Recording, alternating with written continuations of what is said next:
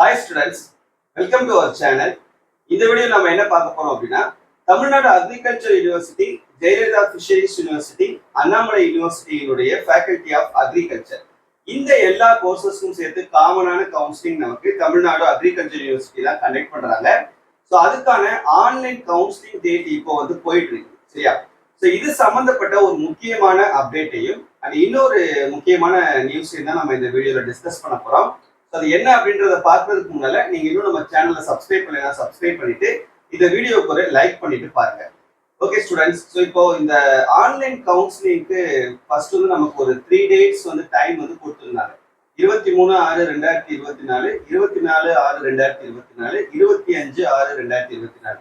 இந்த 3 நாளும் தமிழ்நாடு அக்ரிகல்ச்சர் யூனிவர்சிட்டியில ஜெனரல் கேட்டகரிக்கும் 7.5% கோட்டாவுக்கும் அப்ளை பண்ண ஸ்டூடெண்ட்ஸ் அண்ட் அதே போல ஜெயலலிதா ஃபிஷரிஸ் யூனிவர்சிட்டி, அண்ணாமலை யூனிவர்சிட்டியிலையும் ஜெனரல் கோட்டாவுக்கும் 7.5% கவர்மெண்ட் ஸ்கூல் கோட்டாவுக்கும் அப்ளை பண்ண ஸ்டூடெண்ட்ஸ்க்கான அந்த ஆன்லைன் கவுன்சிலிங் நடக்குதுன்னு சொல்லியிருந்தாங்க. இந்த ஆன்லைன் கவுன்சிலிங்ல என்னென்ன ஸ்டெப் இருக்குது, நம்ம என்னென்ன செய்யணும் அப்படின்னு சொல்லிட்டு ஆல்ரெடி நான் ஒரு டெமோ வீடியோவே உங்களுக்கு கொடுத்துருந்தேன். ஸோ அதை எல்லாருமே நீங்க பார்த்துருப்பீங்க அப்படின்றது தெரியும். ஸோ இந்த ஆன்லைன் கவுன்சிலிங்ல நம்ம என்னென்ன செய்யணும்னா 2 விஷயம் செய்யணும். ஒன்று, ஃபீ பேமெண்ட், கவுன்சிலிங் ஃபீ பேமெண்ட். நீங்க ஃபர்ஸ்ட் அப்ளை பண்ணும்போது ஒரு அப்ளிகேஷன் ஃபீன்னு சொல்லிட்டு ஒரு 600 rupees பே பண்ணிருப்பீங்க. அது application fee, online application fee. இப்போ நீங்க கட்டக்கூடியது counselling fee. SC SCA students, ST ஸ்டூடெண்ட்ஸ்லாம் ஒரு 1500 rupees நீங்க பே பண்ணணும். அதே போல மற்ற கேட்டகரியில வர பிசி எம்பிசி இந்த ஸ்டூடெண்ட்ஸ் எல்லாமே 3000 rupees நீங்க பே பண்ணணும்.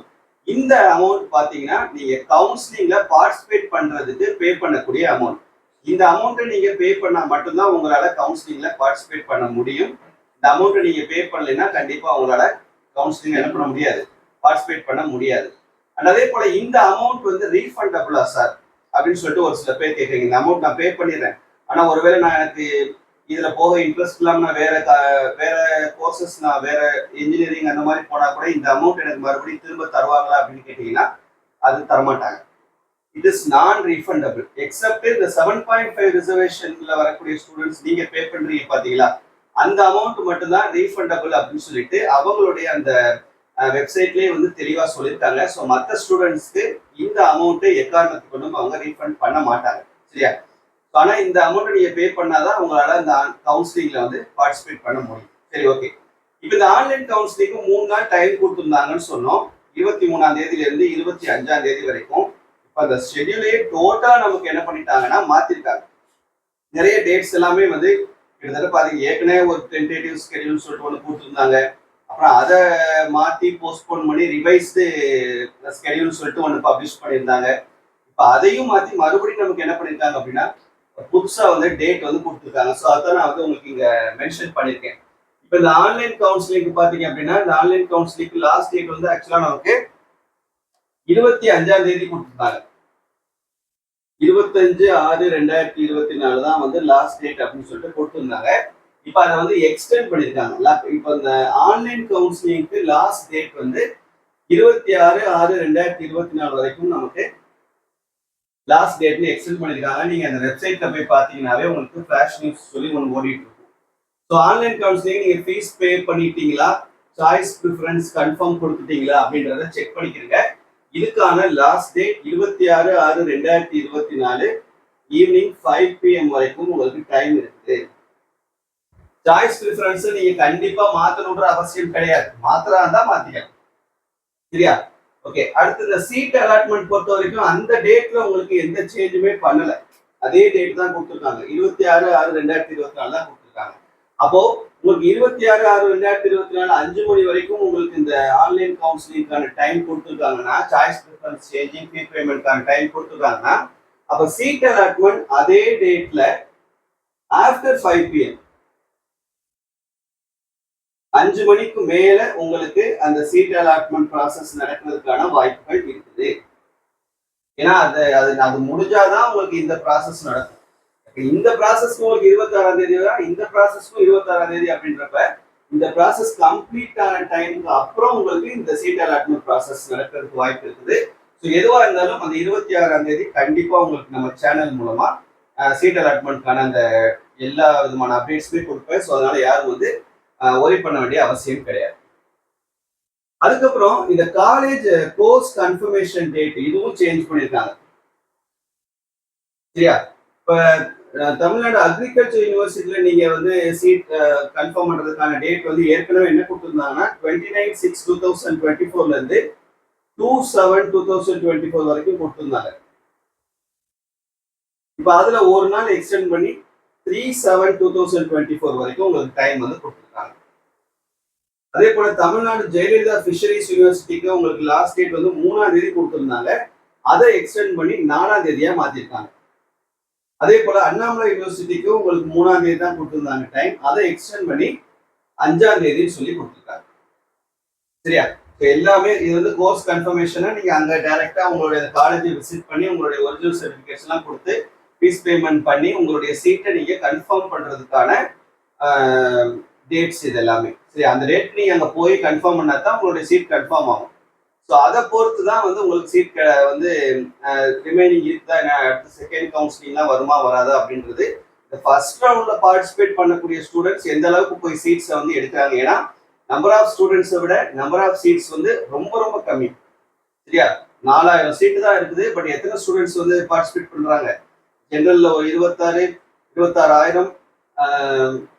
7.5 அது தனியா ஒரு 10,000 ஸ்டூடெண்ட்ஸ் பார்ட்டிசிபேட் பண்றாங்க. இப்ப பாத்தீங்கன்னா ஒரு 40,000 ஸ்டூடெண்ட்ஸ் வெறும் 4,000 சீட்டுக்கு பார்ட்டிசிபேட் பண்றீங்க. அப்படின்றப்ப இந்த ஃபர்ஸ்ட் ரவுண்ட்ல நமக்கு எந்த அளவுக்கு ஸ்டூடெண்ட்ஸ் வந்து ஆக்டிவா போய் அவங்களோட சீட்ஸை கொண்டு போய் அவங்க வந்து கன்ஃபார்ம் பண்றாங்கன்றத பொறுத்து தான் அடுத்த ரவுண்ட் வந்து எந்த அளவுக்கு நமக்கு இருக்கும் அப்படின்றது. அதனால அடுத்த ரவுண்டுக்கு வந்து டேட்ஸ் அனௌன்ஸ் பண்ணாம வில் பி அனௌன்ஸ்டு லேட்டர் அப்படின்னு சொல்லிட்டு அந்த ஸ்கெடியூல் வந்து நமக்கு கொடுத்துருக்காங்க. சரியா? ஓகே, இப்போ இது வந்து உங்களுக்கு முக்கியமான ஒரு அப்டேட். இன்னொரு விஷயம் என்ன அப்படின்னா, நான் போய் ஃபீஸ் பே பண்ணிடுறேன். ஃபீஸ் பே பண்ணிட்டேன்னா ரிசிப்ட் எதுவுமே காட்ட மாட்டேங்குது. ஆனா மெயிலுக்கு வந்துருச்சு சார். மெயிலுக்கு அந்த பேமெண்ட் பண்ண சக்சஸ்ஃபுல்னு சொல்லிட்டு ரிசிப்ட் வந்துருச்சு. அதே போல அந்த பேமெண்ட் பண்ணும்போதும் பேமெண்ட் சக்சஸ்ஃபுல் சொல்லிட்டு ரிசிப்ட் வந்துருச்சு. ஆனா ஒன்ஸ் நம்ம வெளியில வந்துட்டு மறுபடியும் உள்ள போய் பார்த்தோம்னா அந்த பேமெண்ட் ரிசிப்ட் பார்க்க முடியலையே. இதுல ஏதாவது பிரச்சனை இருக்கா அப்படின்னு கேட்டீங்கன்னா இது எந்த விதமான பிரச்சனையும் கிடையாது. சரியா? உங்களுக்கு மெயில் வந்துட்டாவே உங்களுடைய பேமெண்ட் சக்சஸ்ஃபுல் ஆயிடுச்சுன்னு அர்த்தம். அந்த வெப்சைட் வந்து ஒரு கேவலமான ஒரு வெப்சைட்டா இருக்குது. அதனுடைய சர்வர் வந்து ரொம்ப ஒரு மோசமான ஒரு சர்வரா இருக்குது. சரியா? எதை போய் பார்த்தாலும் அதுல ஏதாவது ஒரு எரர் அந்த மாதிரிதான் அந்த வெப்சைட்டே இருக்குது. அதனால நீங்க அதை பத்தி எதுவும் வந்து கவலைப்பட வேண்டிய அவசியம் இல்லை. ஸோ ஒன்ஸ் நம்ம பேமெண்ட் சக்சஸ்ஃபுல் ரிசிப்ட் வந்துட்டாவே ஓகே. சரியா? ஓகே, இது ஒன்று. இன்னொரு முக்கியமான விஷயம், சாய்ஸ் ப்ரிஃபரன்ஸை மாத்தாத வரைக்கும் எந்த பிரச்சனையும் இல்லை சார். சாய்ஸ் ப்ரிஃபரன்ஸை மாத்திட்டு நான் கீழே சேவ் ப்ரிஃபரன்ஸ் அந்த கண்டினியூ அப்படின்ற அந்த இது கொடுத்தாவே அந்த பேஜ்ல வரக்கூடிய அந்த ப்ரிவியூ அண்ட் கன்ஃபார்ம் அப்படின்ற அந்த ஸ்டேட்டஸ் நமக்கு இன்கம்ப்ளீட்டா மாறிடுது. அதுக்கு மேலே கம்ப்ளீட்டட் அப்படின்ட்டு இருந்தது. நான் அந்த சாய்ஸ் லிஸ்ட் மாற்றும் போது இன்கம்ப்ளீட் மாறிடுது. அதுல எதுவும் பிரச்சனை இருக்குதா அப்படின்னு சொல்லி கேட்டீங்கன்னா அதுலயும் எந்த பிரச்சனையும் இல்லை. அதுவும் நமக்கு சர்வர் ப்ராப்ளம் தான். சரியா? நான் உங்களுக்கு அந்த யூனிவர்சிட்டிக்கு கால் பண்ணியும் விசாரிச்சுட்டேன், மெயில் மூலமாகவும் என்கொயரி போட்டேன். ஸோ அதுல அவங்க தெளிவா சொல்லியிருக்காங்க.